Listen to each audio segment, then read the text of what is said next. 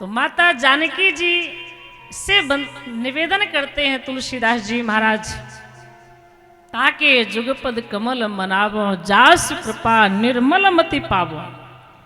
मैं आपके चरण कमलों को प्रणाम कर रहा हूं ताकि मुझे निर्मल मति प्राप्त हो जाए। और मैया की वंदना के बाद प्रभु की वंदना करते हैं और इसके बाद फिर एक दोहे में दोनों की वंदना करते हैं। संयुक्त वंदना है। सीता और राम अलग नहीं है। हम आपको लगता है राम जी अलग हैं, सीता जी अलग हैं, लगता है ना। लोग कहते हैं सीता जी लंका चली गई, रावण हरण करके ले गया, राम जी जंगल में भटकते रह गए। लेकिन और गहराई से जब विचार करेंगे तो पता चलेगा कि राम सीता अलग नहीं है। कैसे? जैसे हमारी वाणी और वाणी का अर्थ अलग नहीं है, जल और जल की तरंग अलग नहीं है, उसी तरह से सीताराम भी अलग नहीं है। तो हम आप सबको दिखाने के लिए प्रभु ऐसी लीला कर रहे हैं, दोनों एक हैं। आप देखिए जब जल में तरंगे उठती हैं ना, समुद्र में आप लोगों ने देखा होगा कितनी बड़ी बड़ी तरंगे उठती हैं, लहर आती हैं, उठती है ना, और फिर वो लहर कहाँ जाती है, वो तरंगे कहाँ जाती हैं, उसी समुद्र में समा जाती है, और फिर उठती कहाँ से है, उसी समुद्र से उठ जाती है। तो जैसे वो लहर, वो तरंग और उस जल में अंतर नहीं है, जैसे वाणी और इस अर्थ में अंतर नहीं है, उसी तरह से सीताराम में भी अंतर नहीं है। लगता है कि ये राम है, ये सीता है, जबकि दोनों एक हैं। गिरा अर्थ जल बीच सम कहिए त भिन्न न भिन्न, बंदों सीता राम पद जिन्हीं परम प्रिय खिल। इस प्रकार से गोस्वामी जी इनकी वंदना कर रहे हैं और निवेदन करते हैं कि आप मुझे सद्बुद्धि दें, सुंदर मति दें, ताकि मैं आपकी थोड़ी सी चर्चा कर सकूं, इस ग्रंथ में आपकी सुंदर कथा को लिख सकूं। और इसके तत्पश्चात भगवान के नाम की वंदना उन्होंने 9 दोहों में की है। भगवान का नाम ही संसार में सब कुछ है, क्योंकि कलयुग चल रहा है। हम आप देखें कलयुग में चारों तरफ अच्छा काम भी हो रहा है तो वहां भी कुछ न कुछ विकार आ जाते हैं। कोई विकार आए चाहे नहीं आए, क्रोध ही आ जाता है। सही समय पर कोई काम नहीं हुआ तो क्रोध आ जाता है कि नहीं? ये क्रोध आ जाना मानो हमारे कार्य में विघ्न पड़ना है। चाहे हम कुछ भी काम करें, यज्ञ करें, भजन करें, पूजा पाठ करें, अगर हमने क्रोध कर दिया तो हमारे उस पूजा में, उस साधना में मानो विघ्न पड़ गया, एक खंडित हो गया। क्रोध नहीं करना चाहिए, लोभ नहीं करना चाहिए, काम नहीं आना चाहिए, किसी के प्रति ईर्ष्या नहीं होनी चाहिए, कटु शब्द वाणी से नहीं निकलने चाहिए। अगर ये विचार हमारे अंदर आ गए तो हमारे उस साधना में व्यवधान उत्पन्न हो गया। लेकिन कलयुग में यह संभव नहीं है कि नहीं है?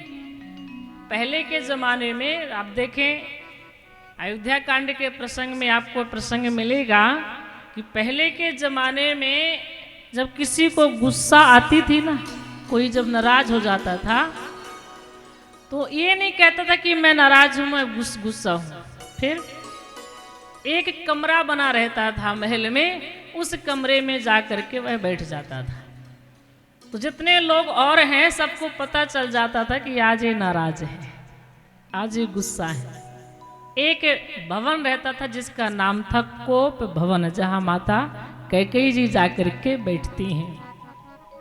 कोप भवन रहता था। जब वहां उस रूम में कोई बैठ जाए तो सब समझ जाए कि आज ये नाराज हैं, इनसे बात नहीं करो तो ठीक है। जब थोड़ी देर बाद गुस्सा समाप्त होगी तो अपने ही आप वहां से निकल आएंगे, है कि नहीं? पहले बढ़िया सिस्टम था, लेकिन आजकल बोले आजकल भी तो एक एक कोप भवन होना चाहिए, क्योंकि अभी भी गुस्सा थोड़ा ना समाप्त हुई है, किसी का क्रोध थोड़ा ना गया है। अब तो और छोटी छोटी बातों पर क्रोध आ जाता है। तो अब भी एक जब घर बनाए, मकान बनाए, जैसे कि अपना बेडरूम रहता है, रसोई रहती, सब रहते हैं ना, भगवान के लिए भी स्थान रहता है। तो इसी तरह से कि कोप भवन भी बना लेना चाहिए सबको। एक ऐसा कमरा बना लो, उसमें जाकर बैठ जाओ तो सबको पता चल जाएगा, पति को पता चल जाएगा, सास को पता चल जाएगा, ससुर जी समझ जाएंगे, बेटा बेटी जान जाएंगे कि आज, पड़ोसी भी जान लेंगे कि आज उस कमरे में बैठे, इसका मतलब आज थोड़ा सा बीपी हाई है ना। तो बनाना चाहिए। अगर ना हो तो जिसको गुस्सा आता हो तो एक जरूर कमरा बनवा के रखिए, और उस कमरे में जाकर के क्या करिए कि तुलसी का माला रख लीजिएगा। गुस्सा जब आए तो तुलसी का माला लेकर के राम राम जपिएगा, बस वह क्रोध भी धन्य हो जाएगा।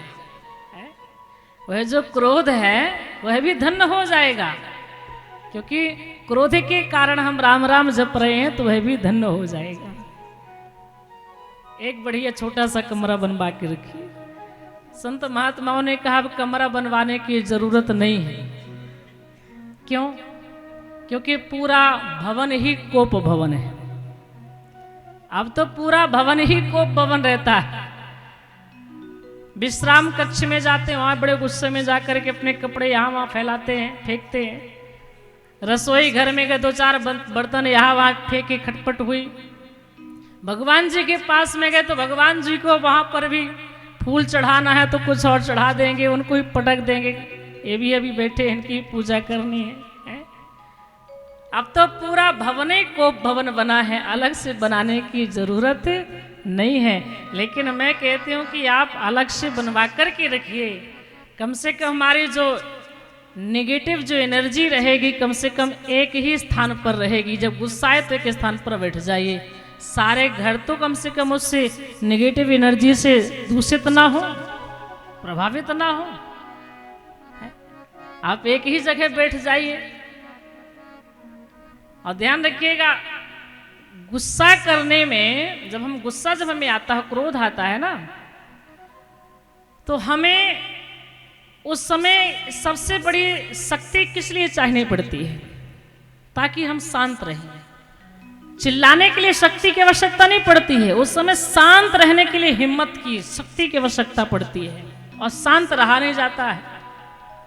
गुस्सा में लोग चिल्लाने लगते हैं, उस समय हमें चिल्लाने के लिए शक्ति की आवश्यकता नहीं पड़ती है, बल्कि शांत रहने के लिए शक्ति की, हिम्मत की आवश्यकता पड़ती है।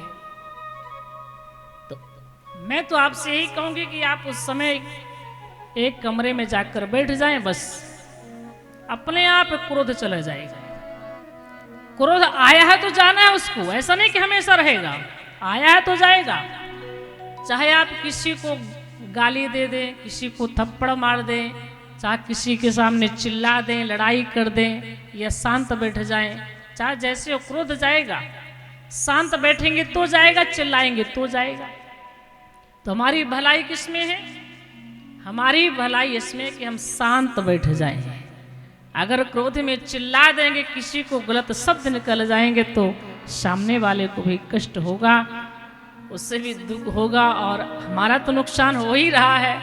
तो उस समय शांत हो जाएं तो ही हमारी सबकी भलाई है।